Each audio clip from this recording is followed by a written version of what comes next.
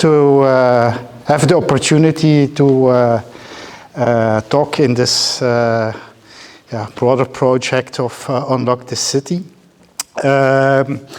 I will talk for, I think, 45 minutes, maximum an hour, about cities and the work, what I'm doing, which is closely related, I think, to the whole project Unlock the City. But it started earlier, the thinking about it, and it has also another goal, I think. And maybe I will first start to talk about the goal, because then you have a kind of idea where I'm reasoning to. So the question is, as the title says, the question was a concern. I think it started the whole thinking about the city of building, city of trust. So it started with a concern that there is in our societies a lot of mistrust, of distrust. Not only distrust between people, but also distrust in governments, distrust in politicians, distrust in the banks, in companies, etc. And also the observation that I read the last 4 or 5 years, a lot of books, publications of people all over the world who complain about the same things, from the United States to Europe, etc. This thing of mistrust came up as a very important thing. I just mentioned one. It's an American political scientist, Zuckerman. He has written the book Mistrust. And just to start, he says at least 2 things which are, in his eyes, are the reason for contemporary growing of mistrust. One is very much related to politics. He says he's an American.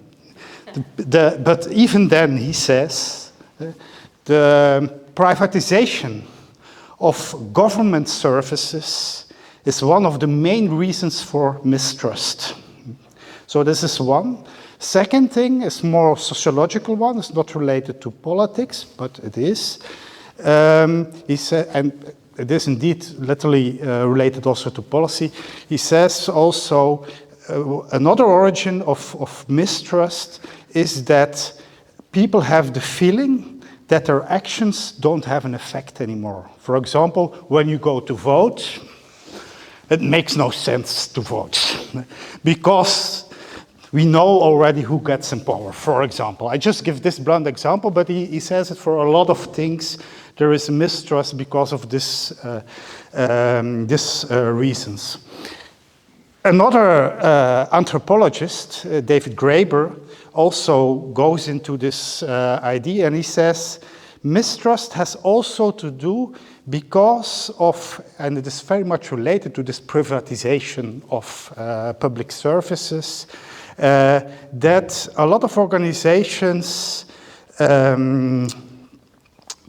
shift the responsibilities to the other.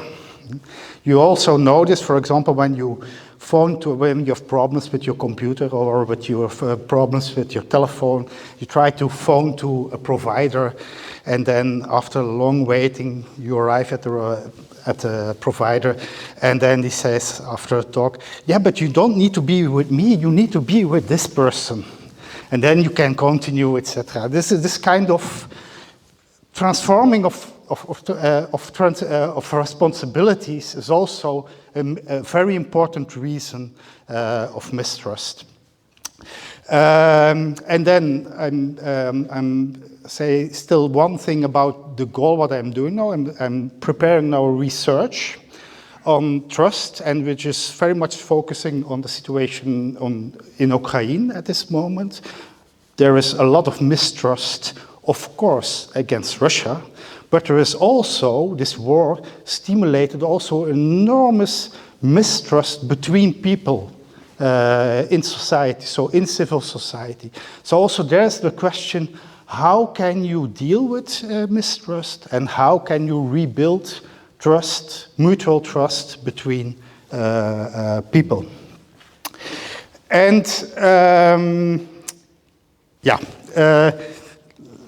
First of all, I want to look at how several urban thinkers, sociologists, thought how you can, in a way, solve problems with trust. And one is very well known, I think, Richard Sennett, who has written already in 1970, so it's for me very old, it's the year when I was born. 1970, he has written a very beautiful small book. It's called The Uses of Disorder. And he starts this book with a very interesting analysis. He said, how cities are built. This is a bird view of a part of Paris. He said, how they are built keeps people in their adolescence, even when they get older. What is a very strange analysis, I think. So people stick in their adolescence because cities are built like this. And he has a very specific characteristic of what adolescence is. He defines it quite negative. He says, when you are young, between 14 or 13 and let's say 18 years old. I'm still a son of 18 years old. He's still in this phase, I think. You are, of course, searching for your identity, your personality. That's typical for adolescents. That's a good thing, of course. And how they do it is often by being very principled. In a way, you fight against your parents because you want to defend or develop your own identity, but you are also very principled. So you follow very rigid, certain kind of principles. And that's not a problem at all when you're at that age, but that's a problem when you have the age of Trump, for example. And you stay in this kind of way of principle defending a kind of identity or personality. Then we have a problem. And that was the analysis of Richard Sennett already in the 70s. He did, at that moment, I think, a lot of studies in New York. He was advising also the government of New York about urban planning. And he said, a lot of people nowadays already, 1970s, stick in this adolescence because we build cities in a specific way. So how do we build them? He said, this is again Paris, but could give a lot of other examples. We make the straight lines in it, and we divide communities. Communities which are quite homogeneous. So they have the same identity. And identity means, literally in Latin, identitas, sameness.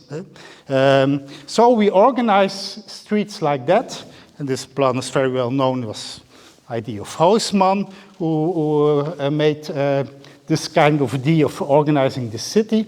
So it segregates different communities, and what is very important is that it is almost impossible, it's made less impossible, that you meet people of a completely different kind, spontaneous in the public space. So his analysis was, we need to do something with public space to develop again trust. And he, at that moment, 70s, said, we need to organize more disorder in our cities, places of anarchy, he literally said. So places where you can meet people or things, can be also artworks, where you can be confronted with somebody completely different. You probably don't want to get in touch when you're at home or talking with friends. So there is the place where you can meet complete strangers. And this surprising place where you can meet them is very important in organizing a city and also to develop trust again between people. If you don't do this, he said, you get not disorder, but you get this. You get serious riots in cities, fights, and so on. This is, I think, 2011, London. I took this picture, but I could also show pictures of Paris, the banlieue, it's almost the same time. I could show pictures of my city where I live, in Antwerp, with one street, Turnhoutsebaan, where always the conflicts happens. Every 2-3 years, we have a kind of violent riots. But I took this one because of the Billy Elliot in front. I like this very much because for me, this symbolizes, in fact, the creative city. This is exactly the whole idea of, or I call it the flip side of the creative city, in that sense that creative cities were stimulated, and I will talk a little bit later on that when this happens, very much so people attract creatives to the cities, make creative hubs in the cities, attract the hipsters to the cities, who are quite comfortable, quite well-doing middle class, but at the same time in those cities, the gap between rich and poor grows and grows. And at certain moments, you get this kind of collapses, riots between them. Okay, I go now to try to explain this a little bit more abstract in theory to understand quite well how culture, I talked already about creatives, how they are related to the city during time, and also how it is related then to politics and the public space in the city. I use for that two concepts, or four concepts, but two oppositional concepts of Michel de Certeau. He has written for me a very beautiful book, Practice of Everyday Life. And in this book, he makes a distinction between two concepts, strategy and tactique. He says a city is made by powerful people in a strategic way. So they do urban planning, they do a lot of research, and at a certain moment they say, here needs to become a building, there needs to become a square. We plan it in a rational way. But then citizens comes in and they start to use the city in a different way. For example, we build a square, or we have a square for the market, and then the skaters come in. And they use it in a completely different way. So that's a tactical use of a strategic plan. And at the same time, Michel de Certeau describes, he says, you have places, which for him is a fixed place, where you put a building, for example, and when you put a building there, nothing else can stand there. So it's a fixed place, it's fixing places in the city, while space is for him what he calls in French, emplacement. It's always the changing or the rearticulation of a place. Like the skaters come in and they redefine, they make in a way the space liquid again, and not fixed anymore.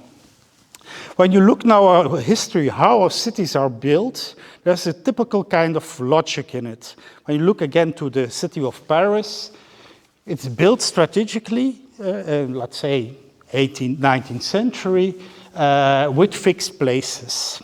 And this is what I call the monumental city. So this means statues have their fixed place, but also buildings like this, theaters, have their fixed place. And there the art can be.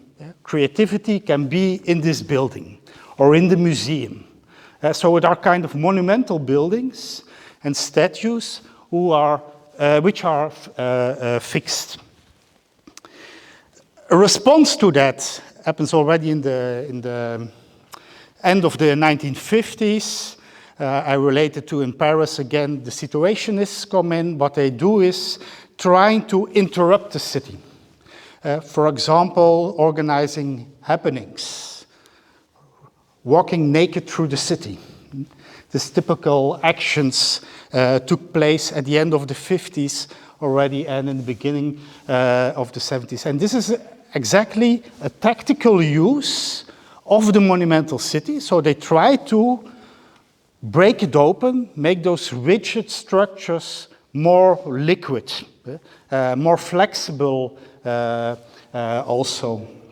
And it's an interesting phenomenon which I think has a kind of symbolic moment with May 1968, when students came on the streets, protests go on. They fight a lot against rigid structures, more democracy in museums, for example, more democracy in education, democratic entrance in theaters, etc. So they try to break open those rigid structures. What is interesting now is, I think, the students who were at that moment at the barricades fighting for making the city more flexible, more democratic, livable, the right to the street, the right to the city, this whole idea came up. I had a discussion with that, and it became also a text with the architect Rem Koolhaas about this. He said, in fact, but he said it's very cynical, he said the situation is one. In a way that in the 1990s, the city was literally made liquid in a completely perverse way, not as the situationists wanted, but in a kind of neoliberal way. So the students who were on the street in the 60s, they became the management and the new mayors in the cities in the 80s, in the 90s. They became also the managers of real estate. And they literally made the city flexible. For me, this is the moment, it's in the 90s, when at that moment, Prime Minister of the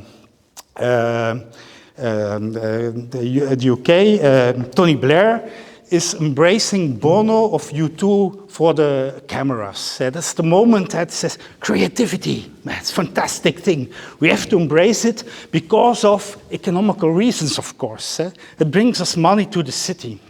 So at that moment, bringing creativity in the city becomes, again, a strategy. It's a political strategy to attract, to make also creative hubs in the city. And those creative hubs are, again, like in the monumental city, very well defined. Here can be a creative hub, not there. So all the artists can go there, do their things there, but not there. Even for graffiti, for example, you can use those walls for graffiti, not there. So it is back a kind of strategy to make the city attractive, especially for hipsters. Happens in the 90s, but it is quite fixed. So where the creativity can take place, and it is because of economical reasons. What happens now, what is also very interesting is, in the 90s, most of the mayors of cities, at least in Western Europe, you can look at it, were all left-wing, socialist, Green Party, progressive mayors who embraced this idea of creative city because of economical reasons. It's also what we call third-way socialism, the socialism who embraced the free market neoliberalism, which happens at that moment. Interesting, this is 90s. End of the 80s, beginning of the 90s. Then in the 2000s, or the zeros, what I have to call it like that, you see a shift in mayors. And most of the cities, a lot of cities, get a very conservative mayors. Liberals, neoliberal mayors, but also of conservative parties. And they also embrace the creative city because of economical reasons. But at the same time, they put more blue in the street, more cameras in the street. And they are also very, they organize kind of quite of a repressive system at the same time.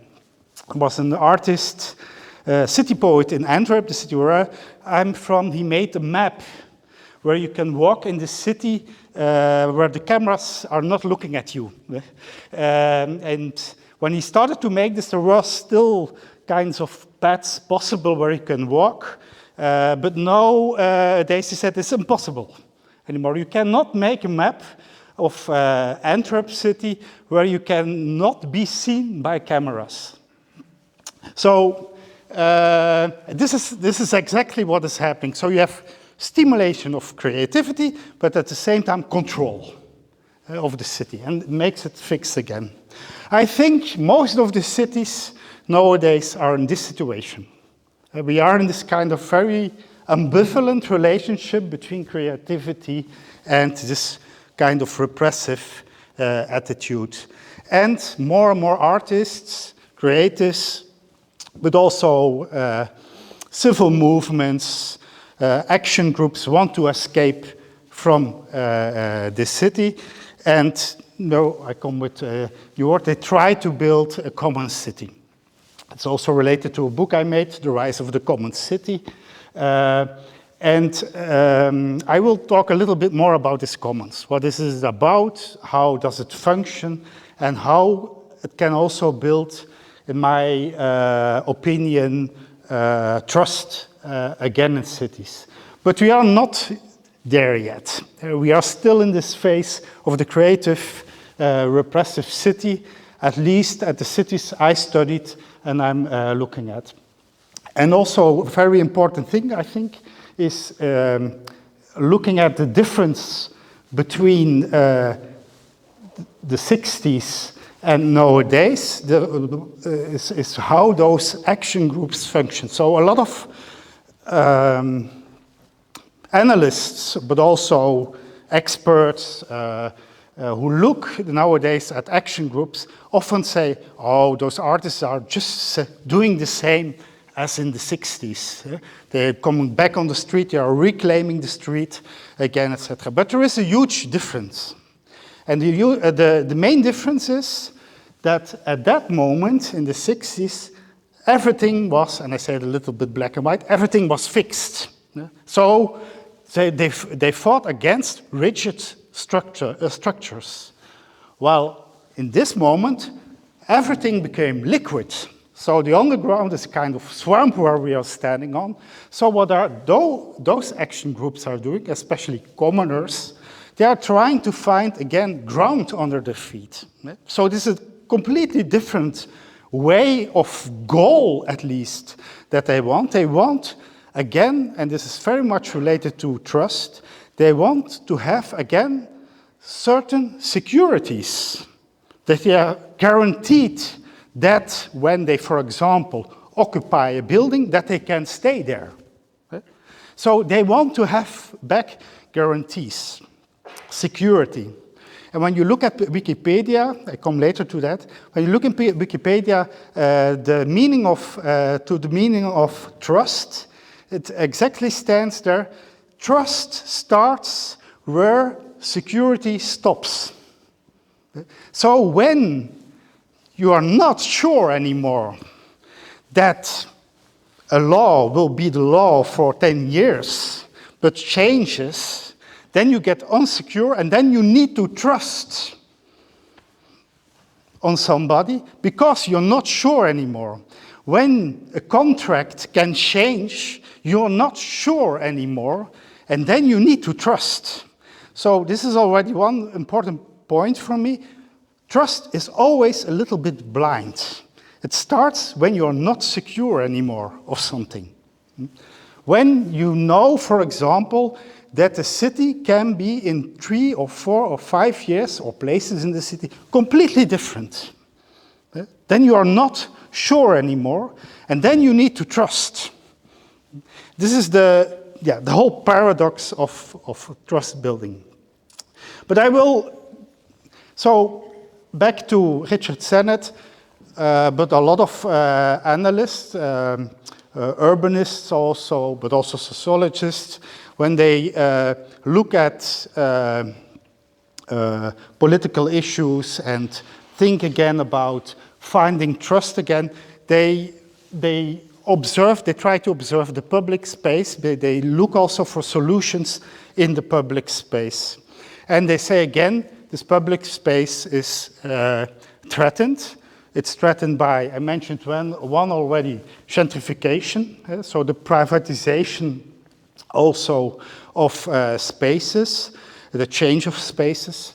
But we also know it was threatened by terrorism, especially terrorism provoked it or evoked that there became more control, more blue in the street, even military came into the streets to control the public space again. COVID-19 did this also. It stimulated very much to, it was sometimes even not allowed to go in the public space, or you cannot go together in the public space. And maybe I have to be a little bit more precise what I mean by public space. So public space is not only a square where you can have access for everybody. Public means also that it has a public political function, that you can raise your voice there at that place without consequences. So it has also a social function. It's not only a kind of physical context, and the public space can be also online, where you have debate, etc. But again, some restrictions and some crises made it more and more impossible to explore and to live in this public space. Another one is digitalization.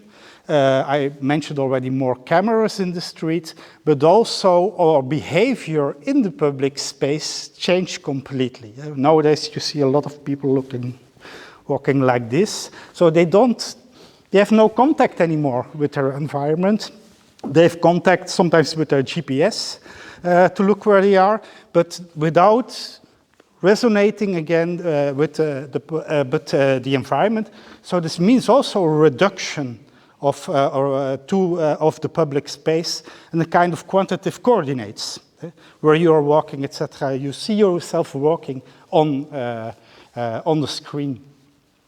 And I don't dive too much in this, but we see also that the city and public spaces are more and more colonized by private companies, literally the terraces on the street of a cafe, which makes a kind of place or square private or semi-private in a way, but also this is very much related to my research in Ukraine at the moment. You see there also literally that public squares and environments, and we discussed this also here today, were occupied by, I call it now, Russian nationalism. They were organized in a specific way. The public buildings, the public squares, etc. So that are all threats of this kind of idea of public space. And the question is, how can you restore this public space? Again, why do I ask this question? Because in finding trust, you need to find, I think, again, the solution in public spaces and restoring those public spaces. We need them very much to trust the other, the unknown, surprises, in society. And I now will look at, I will only jump in one project, but I looked at a lot of creative projects of artists, architects also, who try to reinvent or make again, restore again the public space. And they do it in a very specific way, and that's what I like, and what brings me also to this whole idea of the commons. I take this example. This is architect activist in Spain. Recetas Urbanas is the name of the group, and they made this sculpture in Seville because there was architectural biennial, I think, and they had no money to pay their hotel because they were too expensive. And they also responded to the high prices of the houses at this moment. And as a response, they built this sculpture. It's a beautiful sculpture, but in fact, it is a shelter. You can sleep in that building. And they built it at this place for a particular reason, because they found out with some legal experts that there is no rule in Spain, but they claimed even there's no rule in all Europe which says what you can do between the leaf of the tree and the roots of the tree. So the police can come, look at it, but they can do nothing. Okay? So they find a perfect solution for homeless people. So you can stay in this space, etc. I use always this example because a lot of space and public space is exactly reclaimed in this way. Finding the gaps, the cracks, let's say it, in the legal system and organizing their space. So it is, I come later to this also, it is a kind of constitutional praxis. Constitution means making new laws, making new regulations or finding cracks in regulations.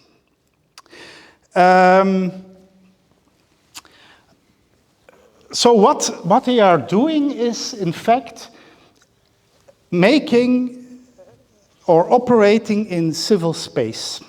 And I make a distinction, I know it's arbitrary, and you can discuss this, but it's just to make things clear. I think civil space is something else than public space. Public space is, as I said, for example, a square. You can go on the square and you can say your opinion. Public space is also media where you have a good argument, discussion, etc. So for me, public space is a place of arguments, words, discourse. You can discuss, having good ideas also. For example, a fantastic good idea in public space, which has to do with democracy. We want democratic education. Everybody can come to schools and have a good schooling system, etc. That's the public space. But civil space is the space where people say or see at a certain moment, yes, fantastic idea, democratic education. We have it even in our constitution that everybody needs to go to school. But look, in our community, here in our small city or town, we don't have a school. So we build a school. That's civil action. So that means people roll their sleeves and they make it, they do it. Fantastic idea, public ID, democratization of education, but then we built the school. So in that sense also civil is something else than civic, and this distinction is sometimes made in English, sometimes also not, it's also sometimes blurred, but civic is for me literally more what a state or a government is organizing. For example, when the state says democratization of education, we think it's important that there are schools, so we make a school system and we build schools. That's civic action for me. Civil action means literally that people do it themselves because often a government is lacking or is not doing it or is not doing it anymore, supporting it anymore, and then people do it themselves. At that moment, when they build a school, take this example as a good thing, then always comes a moment that you have built a school and you say, okay, now youngsters can come in, we have all pupils are welcome, but oh, we have only 25 places. So then the whole discussion starts. We have a common resource here, a school, but the entrance is limited. And at that moment, the whole discussion of commons starts. That means literally you have made a kind of resource, again, education, for example, but you have to regulate the access to it. And then you have to make yourself, as civil society, when the government does not do this, make your own rules to organize that. So, and that's why it also is, again, a constitutional praxis. It means that people have to invent their own rules again to regulate, for example, a space. And this happens a lot, often between creativity and criminality, like this space. For example, Resetas Urbanas calls this a legal space. So it's not illegal, but it's also not legal. It's something in between. It's not decided yet. And so the police or maybe a government can come in, what they did, by the way, in Sevilla, and they started to regulate the space. They said it's forbidden to do this. So, but this, the interesting thing is when they do it, the moment when they do it, or when they build a school, they don't know yet if a government is going to say, yes, fantastic, we are going to regulate it, we're going to support you, or they are going to criminalize it. They say, no, you cannot do this. So, and this is the very ambivalent position which a lot of new space making is in, and is also what it's an architect, theoretician also, Stavros Stavridis calls in common space threshold spaces. Also that they are somewhere in between, not decided yet, and it's exactly there where this practice of space making take on. I mentioned already it's a constitutional praxis. And what is interesting for a constitutional praxis, I lent this quote of Hannah Arendt, the nice woman with cigarette. She said she made a beautiful analysis on Revolution, the book, about what is exactly constitutional praxis is, making yourself regulations. And this is a fantastic one. I think how she describes it, those who get together to constitute a new government are themselves unconstitutional. That is, they have no authority to do what they have set out to achieve. What is standing there? Look at the paradox. When you make a constitution, you can of course not be in the constitution yet because you have to make it. But who gives you the authority to make this constitution? So you are outside the law to make the law. And you need to be outside the law to make the law. At least for constitutions, not for regular laws, but for constitutions. And this is exactly what commoners, people who try to make public space again, do. It is literally finding out new regulations to organize themselves to use the space. And I don't know how it is called, how it is mentioned in Romanian language, but I know how it is mentioned in Dutch language, and also I think in German language. Constitution is translated in Dutch literally as de grondwet. And I say no in English literally, but it's a completely wrong word.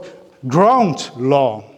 It's the law which you give ground under your feet to stand on. Security. That something is legal. And this is literally what, so again, commoners try to do to build this kind of security, this ground under the feet again. And now I jump to a discussion which is often between sociologists, political scientists, political philosophers also, and urban studies specialists. And this is a discussion I often have with them. Most of the time when they look at problems like trust, for example, or political empowerment, etc., they always look at public space, like Richard Sennett did, but also like Michel de Certeau did, like Lefebvre did in analysis, and the relationship with private space. But in fact, there are the only two spaces they are looking at. And my point is, I think we have to look to a very specific space, which is very important to constitute this public space, but which is not a public space. It is often mentioned as a public space, but it is none. And we are standing in one. Theaters is a typical one, like this. We call it often a public space, like we also sometimes talk about public libraries. But in fact, they are not really public, they are semi-public. That means that there are certain social codes to come in. For example, when you come in this theater, you are expected to be quiet and that you listen to me. So it's a convention. It's a convention, you know, when we come in here, but also when you go to school, go to a course, you know, I need to sit and I come in. So there are certain codes to enter this space, and that's why I call them semi-public. I put it here, sorry for the bad quality, here it looks good, but they're not. A picture of Le Monet. This is the opera building in Brussels for a certain reason, but also a kind of theater. So a kind of semi-public space. And the semi-public space is between open and closed, as I mentioned already. Some people can come in, others not, or under certain conditions. Even when you don't have to pay a ticket, even then, there are certain social codes to follow. They are between public and private. They are not private because a lot of people can come in, but they are also not public, and they are something between unsafe and safe spaces. You know, when you come in the theater, I'm quite safe here. But it is not the same as private space. And also, and this is for me very important, and then I jump to trust. You come together physically because you share an interest. You are interested in a lecture, or you're forced to be interested in a lecture to come here, or you are interested in theater, you're interested in a course of sociology, urban studies, whatever. So you share an interest. And this is very important. This sharing of a certain interest, theater, film, whatever, makes that you accept the codes to come in. That's one thing. You say, okay, I go to theater, so I listen, I be silent, because I don't want to interrupt my neighbors, etc. So that's one thing. But another thing, and that's much more important, that's the real quality, I think, of a semi-public space, is you can sit next to somebody who has a completely other political opinion, completely other lifestyle, religion, whatever, but you accept this person next to you because you share an interest. And this is something very important because this is where trust starts. You have a shared interest, that's where you share the room physically, but it can be people, so for me it's very important in trust building between strangers. That's why I also say a semi-public space is not a safe space. In a safe space, when you enter a safe space, you know that you are with people who have quite the same experience, trauma experience often, and you share a certain political or ideological opinion, much more than in a semi-public space. And this is exactly where, so that's my point, the semi-public space is very important to find trust in strangers, to make a lively public space, and also to act politically. So I took, for a reason, the Monet, this opera building in Brussels, in Belgium. Because of a certain reason, there was in 1830 an operette, which is called the Thumb of Portici. And after this operette, the people went out and they made the Belgian Revolution.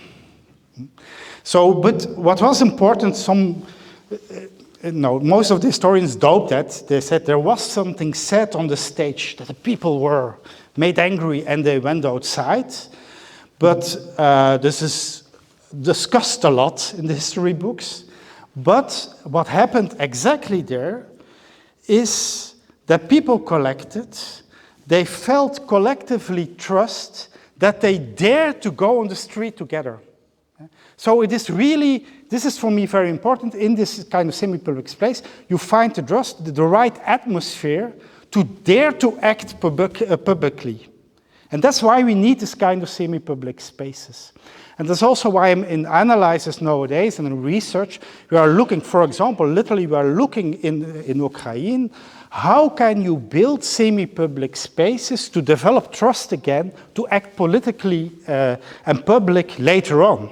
But first you need a kind of, as a prerequisite, a space before to load people also, collectively, to make the ambience is very important, the atmosphere, to dare to act collectively in public space. So, and to make, develop trust again.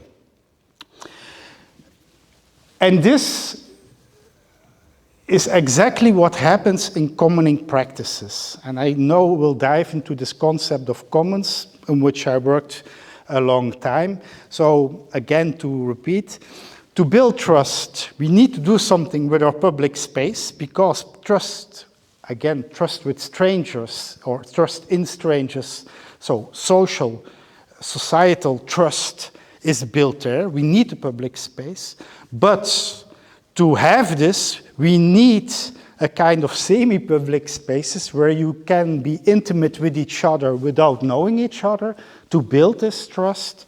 And this trust is built exactly now in commoning practices.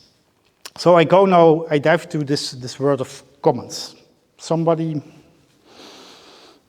heard already about this notion? Yeah. I try to explain what it is. There is a Nobel Prize winner, Elinor Ostrom, who won in 2009 the Nobel Prize for Economy. She had written then a book, Governing the Commons, and it is exactly about this. She describes, in fact, a kind of economical system. That's also why she won in 2009, I think, the Nobel Prize, because it was exactly 2 years after the financial crisis. And in this analysis, she made an analysis of a lot of organizations who have their own economy, make products, etc., but which are not on the market and are also not state regulated. So they are something in between. She looks at a lot of woods, for example, where people every year can cut one tree for heating, for free. But it's a regulated system. She looks also at places to fish, where 1,000 fishers, a fishers community can use the sea or parts of the sea to fish. So she describes a lot of situations in which, in a way, regulated but for free, resources can be used. And so this is a starting point. She says, for building up this commoning space, you need to have what she calls a common pool resource. You need a resource that can be water. I know in Italy, for example, a lot of commons organizations develop because they want to have water what you can drink. and what is payable, etc. And they organized commons organizations around this kind of natural resource. But a lot of resources are immaterial. Culture is one, language is one. We share, most of the time at least, share language for free. When I say good morning to my neighbor, I do it for free. It's not that I'm paid for that, to say good morning to my neighbor, and it's also not that the state forces me to do that. There's not standing a policeman at my door who say you have to say to your neighbor good morning. So this is free exchange. It's very important, and maybe it sounds a very stupid example, but the problem is that a lot of those free exchanges of words are at a certain moment capitalized. For example, social relationships, friends, are for free. No? So friends, normally you get in an informal relationship. It's not a state who forces you to be a friend of, and it is also not paid to have a friendship with. But nowadays, social media are capitalizing friendships. It's other kind of friendship most of the time, but they literally are trying to use these resources to capitalize, to make money out of it. And that is a kind of threat of these common spaces. But anyway, so you need a resource, for example, social relationships. You need commoners also. That means that you need to have people who say, we share this space for free. This can be also a very simple decision, to say, for example, this lecture today is for free. So then you start sharing for free under other conditions. When you come in, you need to be silent. You need to follow certain regulations. But commoners decide to do this. So you need people who want to share this with others. You need commoning practices, regulations, which are often radical democratic. That's why I show also this picture. This picture is the direction of the biggest, I think the biggest theater in Napoli. And so they lead the whole organization. They program. They do the programming of this building. It's a huge building, a historical building in Napoli.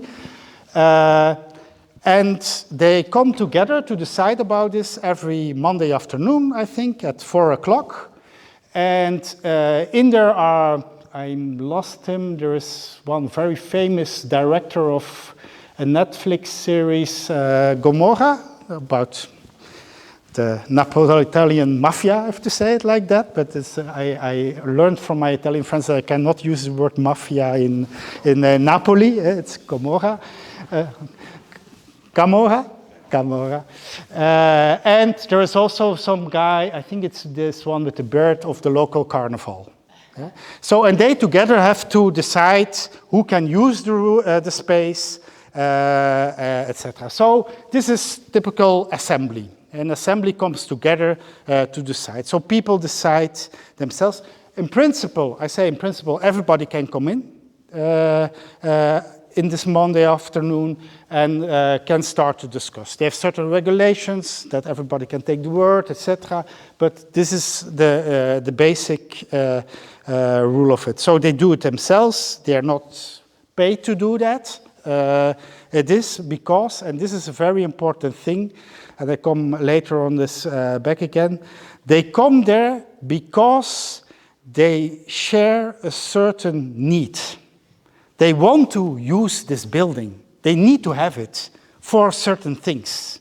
And this is a very important thing. I come later to this. So this is also why I say this is not a community which has a kind of identity. These are people who can have completely different identities, Carnival versus super director of Netflix, but they want to use this building. So they have a common interest, again, and that's why they come together. So not a community, commoners, but people who want to share a certain need. Last thing I added to this, and it's always dangerous to talk about this in these regions, I know, but I always say, when you want to organize society like this and claim spaces again, you need also to have a belief. A belief, for example, that social relationships are better to organize a thing than market relationships, than sell things. Some things, maybe other not, but for example, this space was decided, we have to do it in another way. So they were also fighting very much against commercializing this space, using it for commercial reasons, commercial shows, etc., and organized it in another way. So you need this belief, and what I call communism with the O, so don't make the mistake, it's not communism with a U, it's with an O. So you need to believe that when you share certain things, it's better, it's even better for the economy, and it's better for social life, especially when you do it like that, then you do it in classical market relationships. And now I come more and more closer to culture. In that way, it differs enormously of communism, but also of the whole idea of neoliberalism. And it's interesting, I think communism and neoliberalism are always seen as the political or the ideological opposites of each other, but they share a very fundamental, basic insight, and that is that they both believe, in fact, that the economy is the base of society. It's Marx, product relationships is the base of society. So they really believe that the economy is in fact the thing where the ground, again, where we stand up. So, but also neoliberals look at the whole policy of Europe. United market needs to unite Europe. So it is the whole idea that the economical free market system can unite a community. But it's something else than nationalism. It's a typical, it's seeing that the economy is really the base which makes social relationships. And this is the difference with communism. They say, no. We have to put this guy on his head. That means literally, it's culture which makes society. Because cultures are words, concepts, ideas, in which you can re-articulate, for example, economy.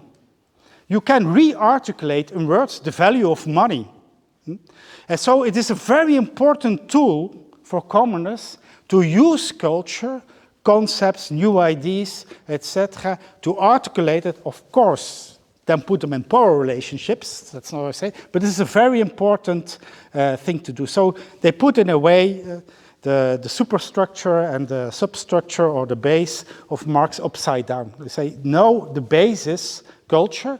I don't say culture is a good or a bad thing. No, culture is a tool to re-articulate, to use concepts, words to say. But we have to put this guy also on his head. Somebody knows this guy. Most of the time, nobody knows. Sorry? Heidegger? No. Heidegger? Yeah, he looks a little bit like Heidegger, but it is not. Yeah. The mustache is really kind of... no. He's much more important than Marx. I mean, he much more influenced our lives. He also won the Nobel Prize, I think in 1943 or something like that, 1940. We breathe his thoughts every day. We breathe thoughts every day. How we are dressed, everything is everywhere in our body.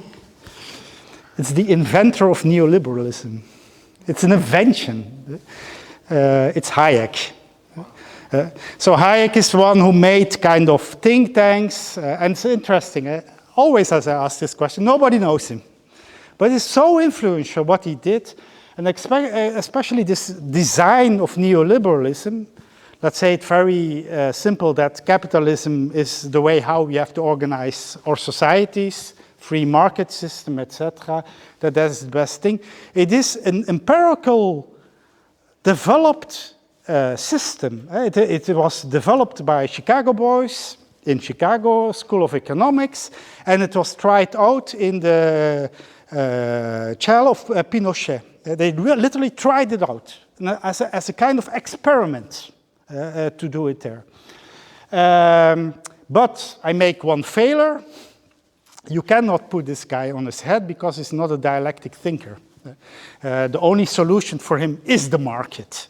And that was certainly the thinking of Marx was much more complex because he talked literally about this relationship between superstructure and substructure. But this is theory, I don't dive too long into this, but just to make, and the Italians know this guy certainly, this is for me the origin of thinking about communism. He was a communist, I know very well. This is Antonio Gramsci, but for me, what an interesting thing he brought in as a critique on Marx was exactly that culture, linguistics, words are very important to make what he called other hegemonic structures, etc. But that's why I put him here as a kind of the origin of thinking on communism, because he says culture, and I use my own words, but in a way he stresses very much the powerful thing of words, concepts, to change economy, to change politics, to develop democracies. That's why he stays also a very dialectic thinker, but he says superstructure and base economy and culture, politics, law are in a way symmetrical. So they have a kind of symmetrical relationship. So the whole idea of commons built further on that. I go very quick now. So just to give an idea, when I go to a conference, political science or cultural management, for example, or whatever, all the debates are always concentrated between state and market. It's always, do we need to subsidize art? Question. State or not state? Or do we have to stimulate much more tax shelters, creative industry, let the markets play? When you start, still nowadays, start to say, yeah, but there is still something else, people start laughing or say, what are you talking about? Old hippie or something like that, sometimes you hear. But the main thing, and the main origin, I think, is a lot of things what people do for free and exchange also for free. You cannot, for example, imagine a rehearsal of actors who make a theater play where everything is paid or regulated in a contract. Every word or every note a musician plays. Then the system blocks completely. So there is always a kind of space of interaction, exchange of ideas, which is for free. And this exactly makes creativity, this free space. And this is what is called commons. And we have a lot of systems in between. For example, cooperatives are typical where people are owner of their own production process, but they sell it on the market. So there are a lot of in between. Less in between are civil-public cooperation. And this L'Asilo in Napoli is exactly this. It's a civil-public cooperation because they have an agreement with the city government that the civil government they pay for the energy in the building, so the heating and the cleaning of the building, and this group does the programming. So this is the typical deal they made. But I come back to this, and this is for me much more important when we talk about building trust, for example. A lot of artists also, but also policymakers, they are thinking about, yes, we have to build social cohesion, make strong communities again. Yeah? So community artists, working with communities to make them stronger again. Very good, good thing, But this is something else than commons. In that sense that the community, when you build a community and try to make its social relationships stronger again, you construct also, mostly by accident, but it happens, you construct a we feeling. We against the other. We are different. You construct also a collective identity. And this is something which commoners is, I don't say it is missing, but it's not needed to have a commons. So again, those people can have completely different identities. They come together and they act collectively and they trust each other because they share a need. They want to have this space and want to use this space. And that's the only thing. And now you have to imagine that you think about this, about, for example, healthcare, or you think about, again, water, or you think about green energy like that. We need green energy. We need clean water. We need a healthy system, healthy food, etc. So this is our shared need. So you can organize also this system without building a community. And now we're going back to the Constitution, etc. Welfare states in Western Europe were also built around common needs. The whole welfare state, democratization of education, the constitutionalists were commoners. But what happened with nation states is exactly that they said at a certain moment, and we see this exactly now with the crisis of refugees, etc. They say, no. When you use or want to use our common resource, you need to have a kind of identity. You need to follow our values and norms. You need to speak our language, etc. So they say, you need to have our identity. Otherwise, you cannot use. And that's the difference between community and commoners who share something. And of course, commoners can become a community. This is sometimes a very difficult discussion. Imagine the discussion about the school with only the 25 seats in it for children. You can have very high discussions, and mostly the result is, and that's the problem also with commons, that only the 25 seats are for white middle class youngsters, the parents who built the school because they had the energy, the ideas, etc. And this is the selection process. It's also the pitfall of commons. When commons becomes a community. So everything needs to be a vote to that, again, to support public space. I think I have still 2 slides to follow. Then I stop, and I hope we have time to discuss. I go now to the arts and look at how artists try to make this common space and to develop trust again. And I was very inspired by another Italian, I'm a lot inspired by Italian philosophers, I have to say, but this is Giorgio Agamben, who has written during COVID very strange things.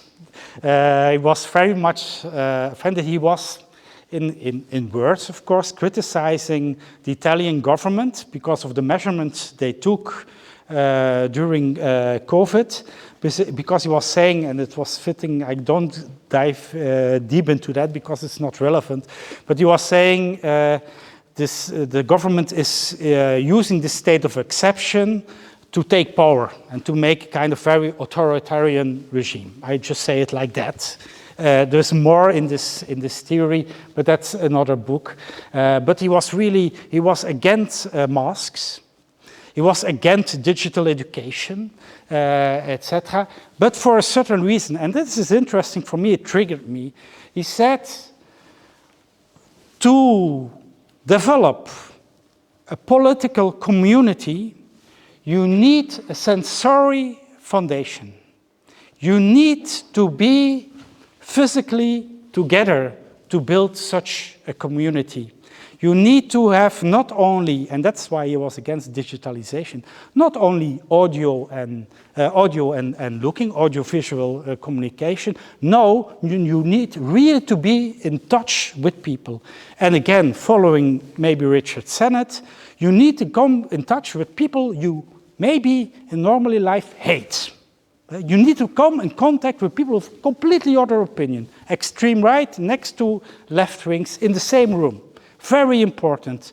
And that was one of the reasons why he was against digitalization of education. Because the university is exactly, or schools are exactly the places where you come together with people with a completely other social background and can have completely other opinions. But this physical nearness is very important, and that's not his words, my words, to build trust, to make this collective action possible. And now I go just briefly to aesthetics and try to look how artists is doing. This research what I did in September in Brazil is the favela. So one strategy, just to change the public space or to restore the public space again. It's a classical strategy. Just make it beautiful again, to attract people and to represent. This is maybe more important, to represent people in another way. I'm sorry that I didn't have pictures of these buildings before they were painted, but it's a very classical, so it's an aesthetic way of, in a way, to try to give people a kind of representation in another way, that they look better, or that you give them a voice in a way. It's a typical thing what a lot of artists nowadays try to do in this kind of operation. But it is really a way of looking at public space, but also, of course, when you come in this environment, you feel also more safe in the public space. You have a better feeling, maybe a happy feeling when you see all those colors in it. So this is one thing to improve. But anyway, it's not enough. A second thing is, I think your neighbors, this has happened in Skopje. It's a fantastic story about the city, what happened there. I come to, yeah, I will dive into it. I use this example. I lost his name. It's Andre, I think, who was standing there. It's an artist also. But I lost the dates. You are much more familiar with that, I think. But at a certain moment, a very kind of conservative, corrupt government came in and they rebuilt the city. They said, we need to remove all this communist modernism and we put neoclassical facades, frontages for those buildings. Very bad quality. When you go there nowadays, you see a lot of, they built also a lot of statues in it to confirm in a way the nation state of North Macedonia, I have to say now. But now, when you come nowadays there, so I think it happened in 2005, something like that they did it. Now you see shaking statues. Because they didn't find artists to do that. They didn't want to collaborate with, and also not good architects, etc. But anyway, they fought against this by graffitis, with this water pistols. They shoot with paint on the walls. They did a lot of actions. Well, I just want to say this is not a way to reclaim the public space. I call it situational in situ art, like the situationists. So they dive into the city, in the public space, to make the public city again. So they really get in touch. It's not only the look what is important, it's really literally trying to fight again. So they start from local energies, local frictions, to build it. And here this nearness is very important. A lot of ecological art is also related to that. And I think who was on Documenta 15, the last Documenta, saw a lot of this kind of art. Sometimes activist, sometimes more community art work, ecological art, aesthetics, etc. But what is very important, going on the spot, being there. So not looking at the landscape, but being in the landscape, walking through the landscape, talking with the local community and working with it. I think in the project we heard here, a lot of artists work like this, starting to talk with people, locals, looking what are the local frictions and try to intervene in that. And in this way, try to activate the public space. And at the same time, and this is a typical strategy or even tactic, first of all, finding trust between people you work with as an artist, etc., to rebuild this. But there is another one, and which interests me more and more. Just to say, maybe some of you saw the performance here yesterday on this stage, Frontal. For me, Frontal was also very much related. It was not in situ. It was not out there in the city, but it was also a kind of confrontation, talking about certain frictions, at least on the stage. But a last one, and I use here work of a PhD student of mine, Els Dietvorst, is doing something else. And this is for me very interesting also to think about rebuilding the public space. And this is exactly looking at shared fragilities, vulnerabilities, and also looking at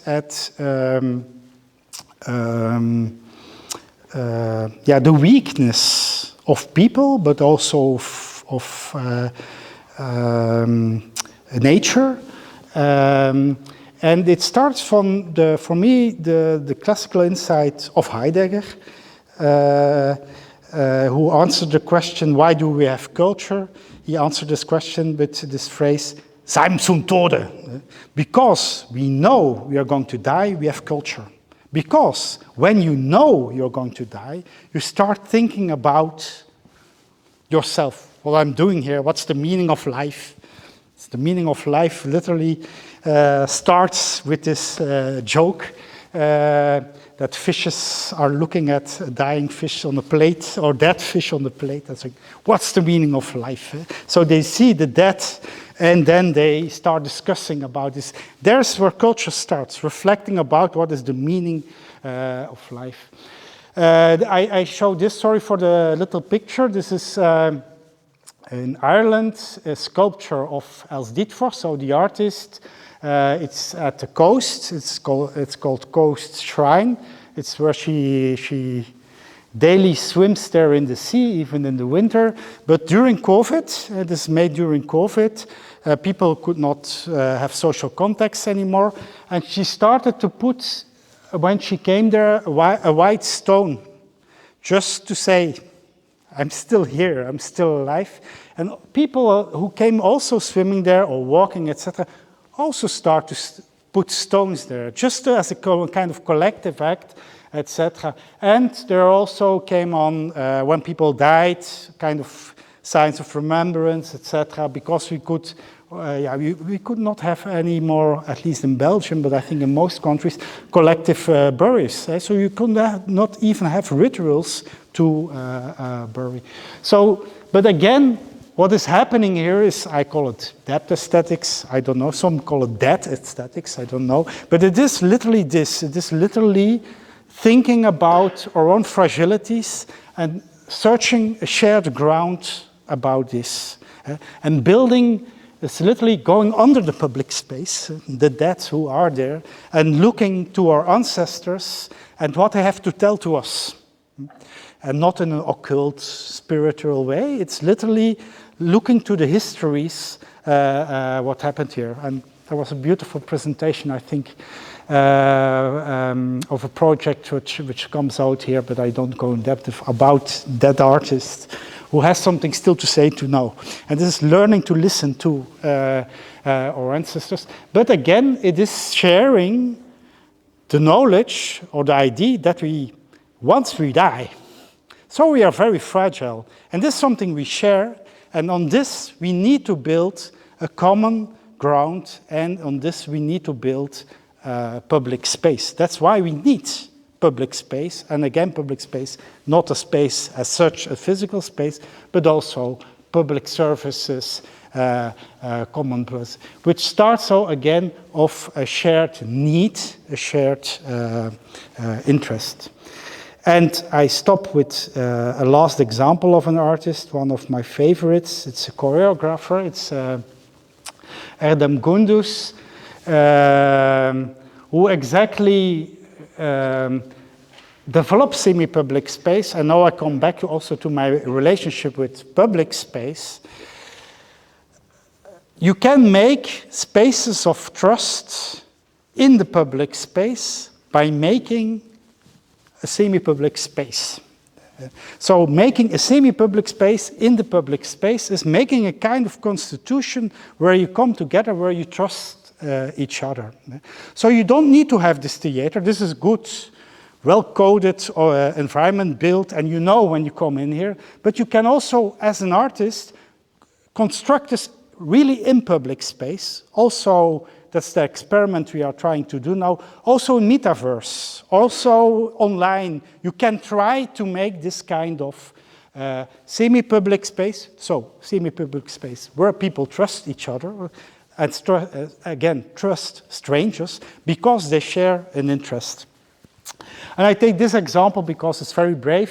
It's called Standing Man or One Standing Man, or Standing Man of Standing Alone. He's a choreographer, and he's standing there 2013. Exactly, it's at in Turkey, at Taksim Square, after the riots in Gezi Park. And he's standing there alone because Erdogan has said that you cannot come together collectively anymore as a protest. So he found his own way as an artist to do that. And now I'll come back to the whole idea of identity, etc. So what is he doing? He's standing there alone. In a way, he's playing with identity. So people were looking at him in the beginning when he was standing. He intended to stand there for a month. But people came around, and so they were looking at him, and so he's playing with, is he doing an art performance? Is he protesting? He was looking at the building. It's a cultural building, but it's deconstructed now, at Atatürk, who was hanging there. So is he protesting, or is it just a crazy man who's standing there alone? So he is playing with those three identities, and this is a very important one. He's taking the risk of losing his identity. And it was also the comments on him. Activists said, oh, this is arty-farty. This is somebody who tries to be an activist, doing something. Because he has no banner, he's not shouting anything, he's just standing there. So it's not real political action, it's kind of very artificial thing. The art scene said, oh no, that's too activist. That's not art anymore. That's something else. So you see this kind of blurring of identities, which in fact made his action work. Because he had this ambiguity. Also here again, like the Rosetta's thing, police can come, but they could not arrest him because he was standing alone, so he was not collective, he was not shouting anything, so they didn't know what to do, and they had no legal ground to arrest him. And he's literally playing with the rules of art. It's a classical conceptual joke, I would say it now, in contemporary dance, standing still.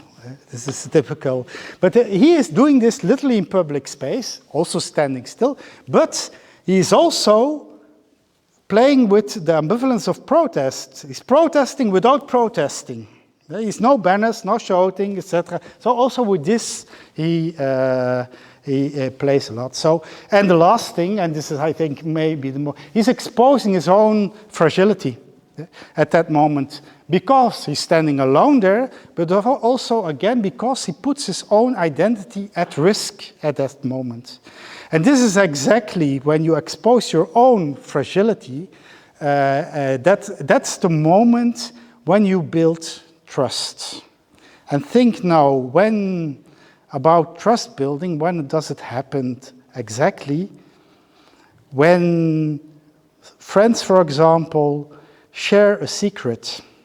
I have a scarf here, or I feel not well emotionally for that and that. When you share the secrets between, you make a bond of trust. And this is really the starting point of trust building. Again, this is in the private space. To put this in a social space, again, you need this kind of semi-public spaces to share emotions, to laugh, to cry with what is happening on stage. You share this normally not with strangers, but you do this exactly under certain conditions like this semi-public space. And this is, again, very much needed to build trust and to reshape, I think, our civil space. That's it. Thank you.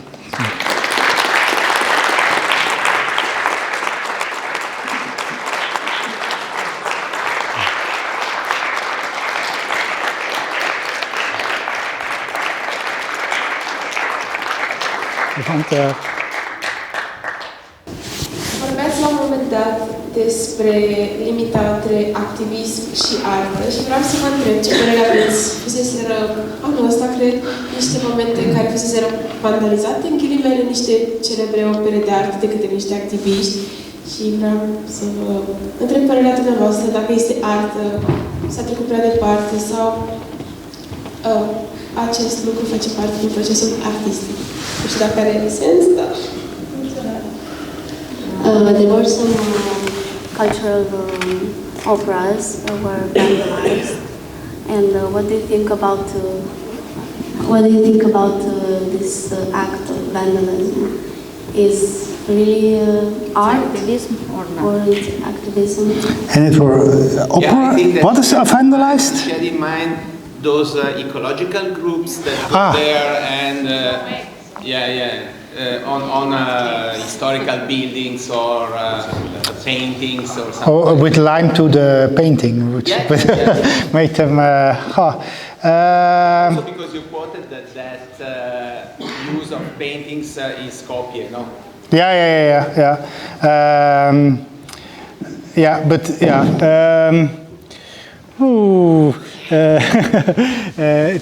It's a tricky one. Yes, I think I cannot say it's good or bad. So there's certainly not. I think, and I have my own opinion about why would you attack, for example, classical artworks or whatever. So this is something which I have problems with, to do it like that. But I think the strategy to do it like that is quite clever, and because it points at a certain lifestyle, and especially for the art world, I think, but also more classical middle class who cultivated, etc., that they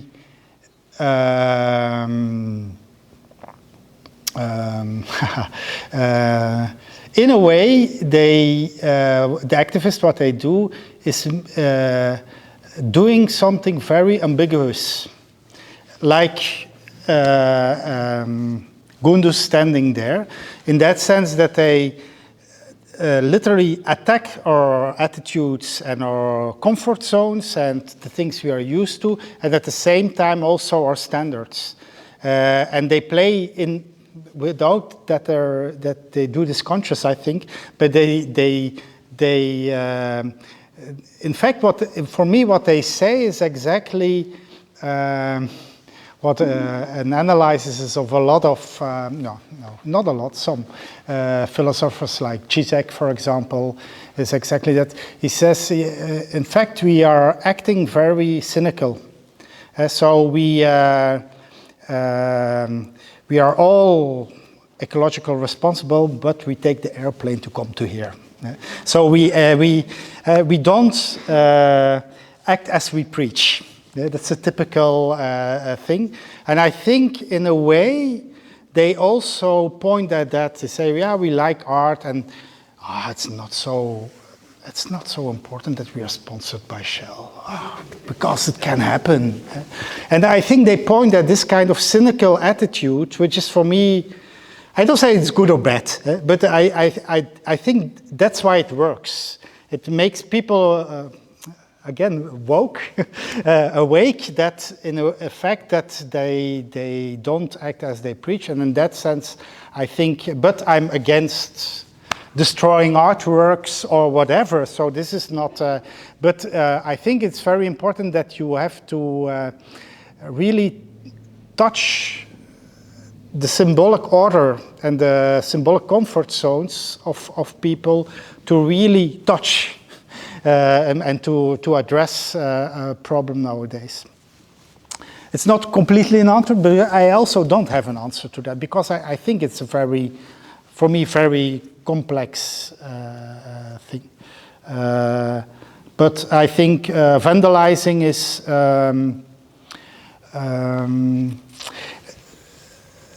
it's another analysis, but where it comes from, I didn't say that with the riots on the street, but it's, by the way, also another book. But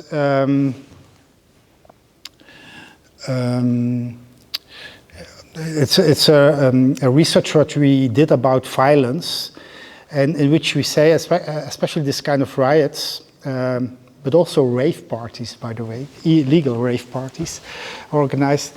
Our analysis was there. People start doing criminal acts or violence when they don't have the words anymore to explain and to criticize, or that their words are not taken serious anymore. And there we come. You can say and shout in the public space what you want, but you have the feeling, especially on social media nowadays, that you address nobody, and it has also no address anymore, so it has no effect anymore. And that's one of the reasons why, at the end, if you want to be heard, the only thing what you only can do is hitting with your fist on the table, or doing a violent act to be seen. And I think there it comes from, because a lot of activism, it's so nice, again, this climate marches and these youngsters, and they are so engaged, super done. But then nothing happens. And I think this is a response to that. It's the final thing you can do to let hear your voice, but also to that there's something happens. Maybe. I don't say it's a good thing, but it is, I think, a result of that.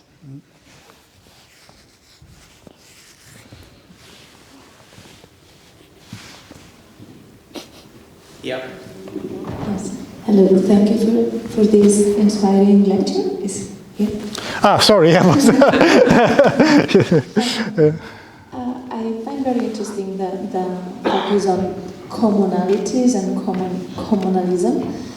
I was thinking, in our capitalist societies, we are very busy, and we are very busy. We are busy working, we are busy buying, we are busy taking care of ourselves and of others, especially because of the lack of communalisms that would make us maybe do these tasks more easily. So we run out of time, and commons require time investment from us. Also because, like, the way decisions are made is through assemblies, negotiations, etc. So how could we encourage the pursuit of commons when we all run out of time, of free time? Yeah. Literally, and it's very pragmatic, there are time banks, common time banks. In which you, for example, can exchange time.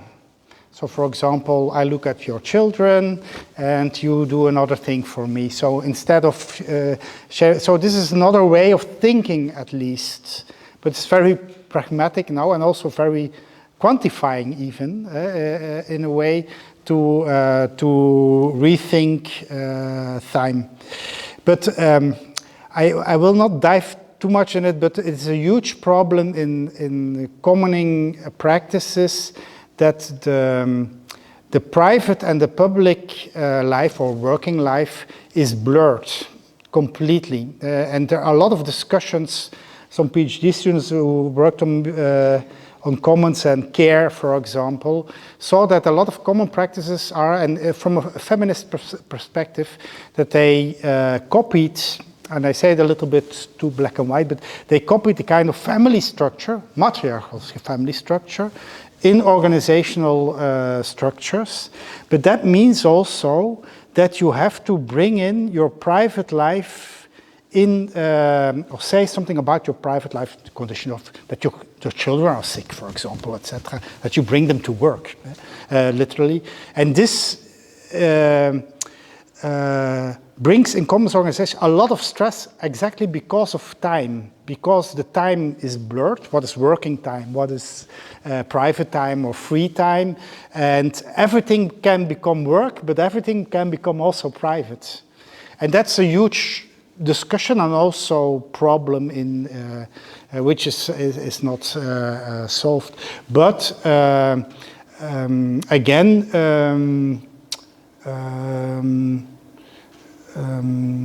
commoning practices try to solve this by at least taking time out of competition. I mean that you can bid for the best time, you literally, and so you they try to organize time again as social time, as an interaction time, which is needed, for example, to raise children, etc. I don't go into technical details, but there are really literally made kind of formulas of time to use time in a commons way. So really calculations about that. But it is indeed, in the context of a free market system, it's the hugest, let's say, challenge to do this. Because also, before, it's also an Italian philosopher, he exactly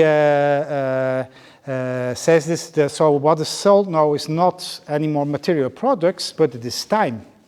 It is really the time of people you can work, etc., which is sold. And this is that's why, were you busy with that? That people also, this whole push for this idea that you always can work. You can open your computer at night, I can answer my students at night, etc. So this literally, this blurring of time, which makes burnout, stress, etc. And what Commons tries to do, but for me it stays theory, is exactly also blurring those two spaces, private and public or workspace, but to reclaim it again and to say we have to organize it socially and not by contract or not by working on hours, for example, in time. Other things, but I go to further, is trying to, it's Graeber also, trying to destroy bullshit shops or bullshit time. That means writing applications for European grants, which is for 90% bullshit, what you write there. Or writing evaluation as a teacher, what you do for the classroom.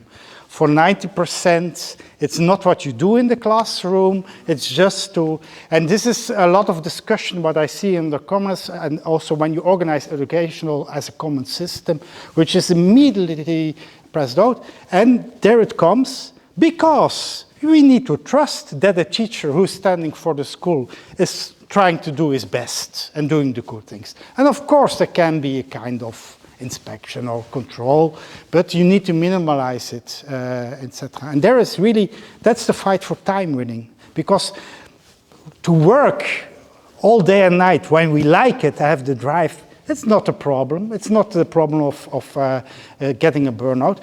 The burnout comes when you need to do things what in fact you have to say, what's the sense of it? And then that's the hugest problem, I think. And we spend a lot of time now in doing this kind of senseless work, meaningless work. And this is very interesting because it's also, it's a very strange rationale. It's completely not productive in an economical sense, totally not. That teachers don't teach anymore, or that care workers write 20 or 30% of the time what they do when they take care of somebody. So it was better that they have time to talk with their patient at that moment instead of. So this is the huge fight, I think, at the moment. There's also the political fight. Convince bureaucrats, politician makers that they have to reduce control systems or make them more. And in fact, we are part of the game. We play this game. And that's, I think this is the problem. We are collaborators, literally, in this system. The 3D installation. Treating? That installation. And the tree, yeah. What it takes to take that particular example that, or many others that happen under Biennale or an event and bring it in the world. Because after seeing that, I right now having an image with cocoons like that in a park where homeless people could live seems very amazing and kind of needed, but why isn't it happening already?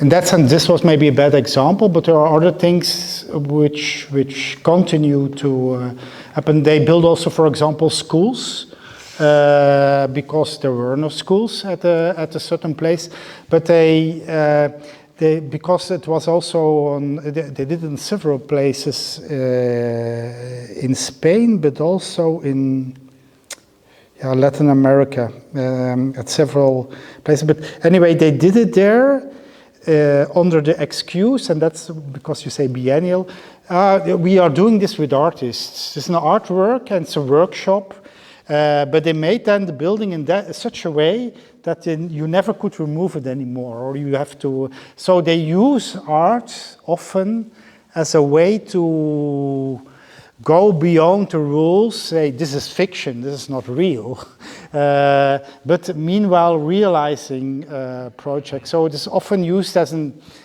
excuse, but also to think. But yeah, I agree that it can be more and more. But yeah, of course, you can expect also with Insect House, it hang there, I think, for 3 or 4 months or something like that. But yeah, then they find a new regulation, so you need to find also a new regulation, etc. But I show this also because you can never do this alone as an artist. You need lawyers. You need people who are very clever to find the gaps, the cracks in systems to do this. But also in educational systems, for example, you need people say, okay, this is what we need to do, and then what can we do under the radar, and stay under the radar, but just continue to do it. So you need not only artists, you need sometimes artists to find the cracks, but then to continue it, you need other people. Yeah.